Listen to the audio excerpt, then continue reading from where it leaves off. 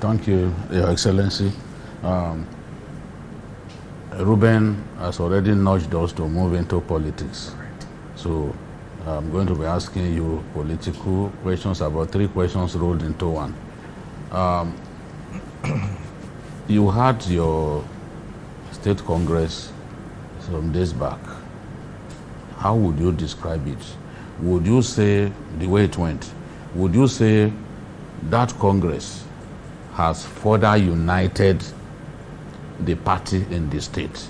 Secondly, there are those who accuse you of marginalizing a section of the party in the state. In fact, they say it openly that you are marginalizing the die-hard Aketi supporters, as if you are not an Aketi person yourself. How would you respond to this claim of marginalization? And then the final question is, at the time when you were facing those vicissitudes, 25 members of the House of Assembly signed for you to be impeached. Was there any time during that period that you felt, oh, this may eventually not come to me? Thank you, Bajide Otitoju of TVC News. Politics is all about interest, the way I look at it. And in politics, there are diverse interests that are being pursued by different actors. For us in Ondo State, we are very, very active politically. You know, that goes to that question again that they seem as a very quiet person that could not hold fire. Yes, with a very good heart. But we in Ondo State, we have the Ondo State spirit. Every one of us carry that spirit. Very resilient, very active, and we don't give up easily. You know, we keep pushing until something happens positively. So that is in us.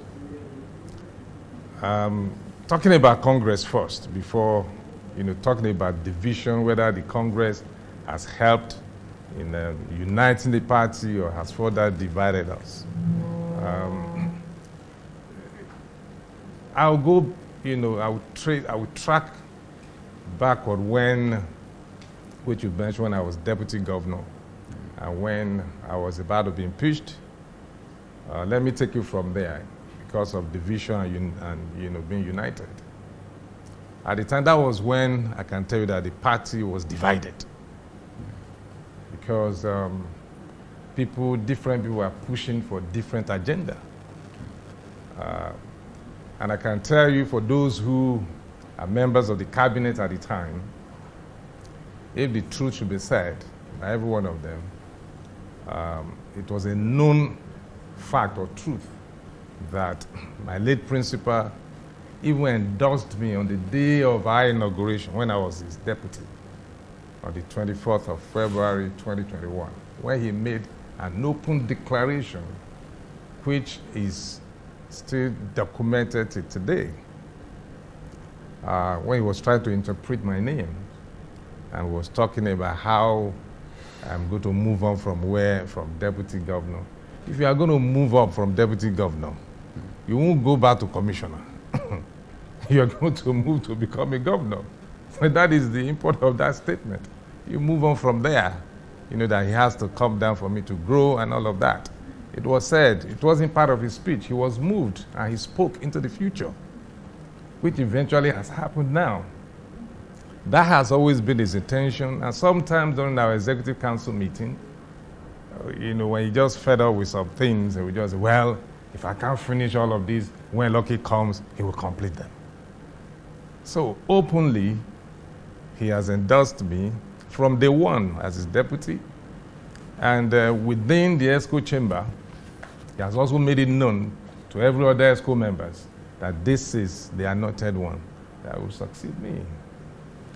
But some people don't want that to happen because of, like I said, politics is about interest. Some other persons were, they were eyeing that office that why should they be him? Why not me? Which is normal. They have been rational.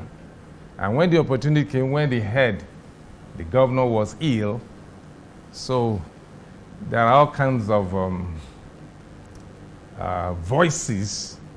And one voice said the governor wants to impeach him. Some saying, why? What has he done? There was a division. Yes. So that was when the party was divided. Not even 25, the entire 26 assembly members signed for my impeachment. All of them. And, but I survived it. So to cut the story short, I survived it, and eventually, with the intervention of Mr. President, current President Asiwaju Bola Ahmed Tinubu, GCFR, I want to use the opportunity to also thank him for being a good leader to our country, with all that he's doing, all that he has done, he will still do. So he intervened at that time. We'll be able to, have that house put together in a way, but it didn't end there. Eventually, when my principal passed, and I became governor, the first assignment for me is to bring the party together. And that was my focus, because we're going to election. 4 months thereafter, we had our primary. So I have to engage. I don't forget also I was part of the Akiti team. In fact, I'm the Akiti legacy, #1, if you want to talk about Akiti legacy. So the task was to put the party together, which I did. And we're able to come together one way or the other, give the state barrier, and keep engaging with the people, with the political stakeholders. And by the time we'll be having our primary election in 2024, 4 months after I assumed office, April 20th to be precise, 15 other aspirants contested against me. For you to know how people desire that seat, 15 of them. And we all went into primary election. Eventually, I won. Then the task continued to bring everybody together. And then we all came together and went into the election. And we had a record-breaking election of 18 local government. And so I will say I succeeded at the time in trying to unite the party. But because interest is always there, even when you come, the most important thing is that APC must win, irrespective. And we all came together, did the election, I won. In terms of appointments, I ensure that all the leaders, critical stakeholders, they have stake in the government, inclusivity and sense of belonging. So when I was to appoint my aides, I actually asked the leaders to bring names from their various local government, and I also continue with the tradition of having leaders meeting, but with a new way of doing it. I instituted quarterly stakeholders meeting to be able to bring everybody together every quarter. Okay. When I came to power, it was 10 per local government.